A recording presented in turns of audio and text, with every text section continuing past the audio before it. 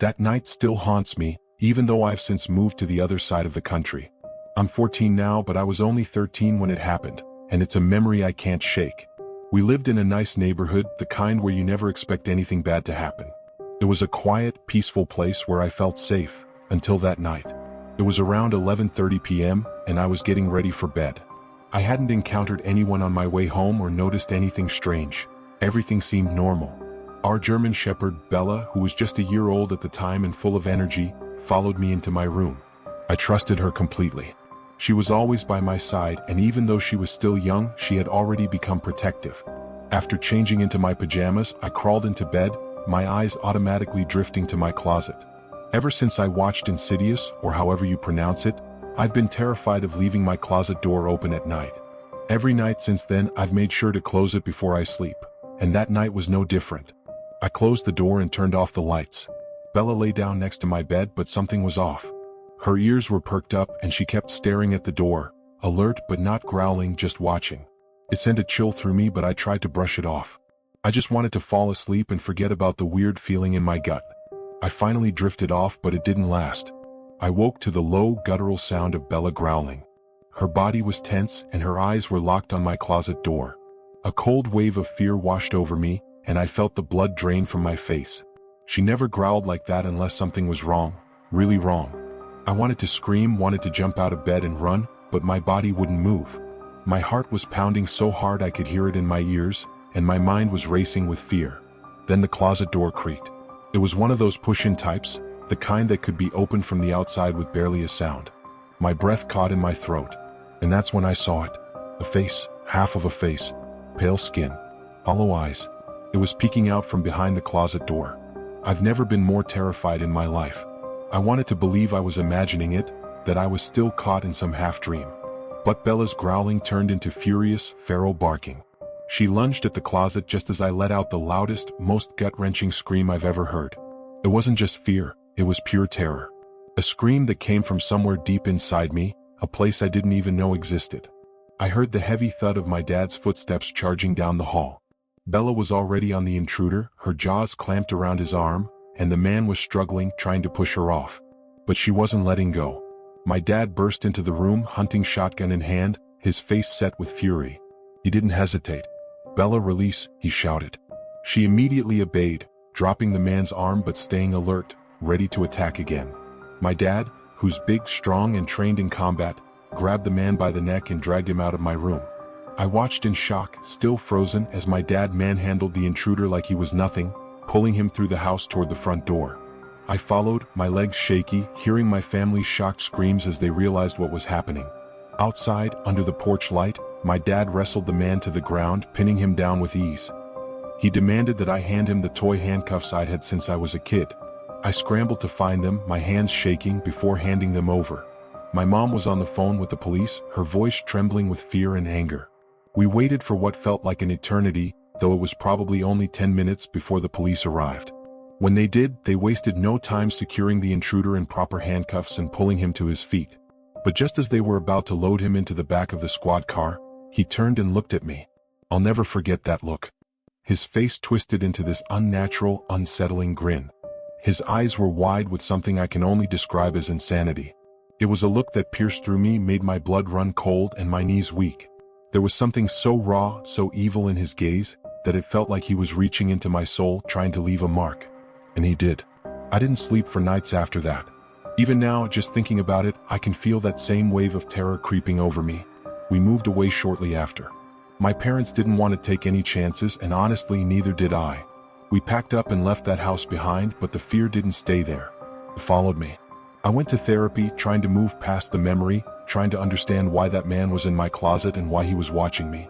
The police never gave us much information about him, only that he had broken into other homes in the area, but they couldn't explain why he chose ours, why he chose my room. I try not to dwell on it, but sometimes it creeps up on me, especially at night when the house is quiet and I'm lying in bed staring at the closet door.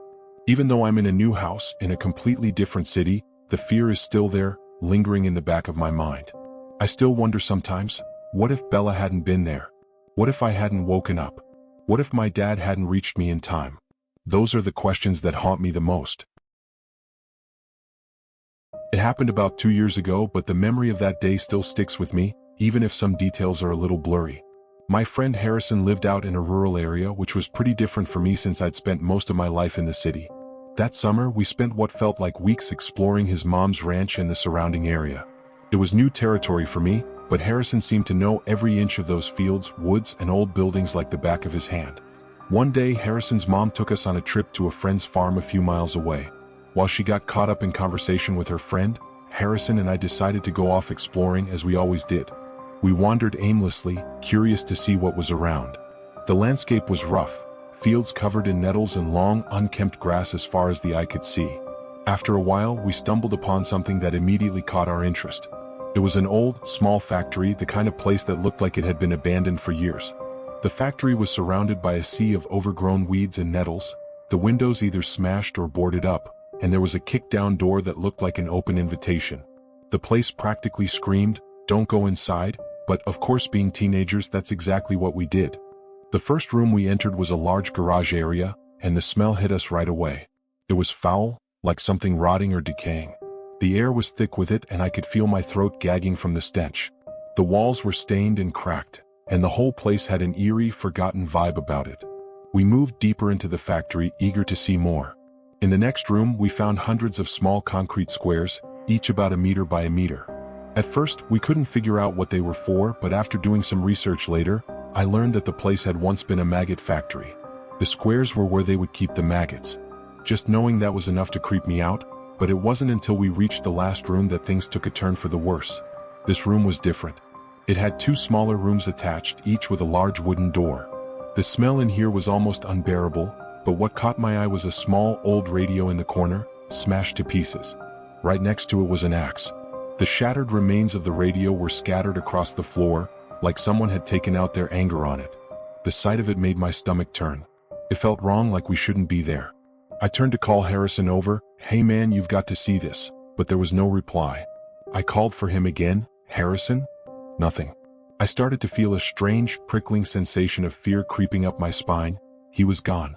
I hadn't heard him leave or seen him move. He was just gone. I looked at the two wooden doors, and suddenly, one of them slammed shut with a loud bang. My heart jumped into my throat. I ran up to the door, banging on it. "Harrison, are you in there? Stop messing around, man." No answer.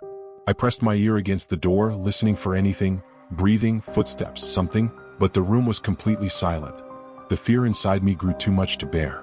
I panicked and bolted out of the factory, running outside, my lungs burning, my heart racing.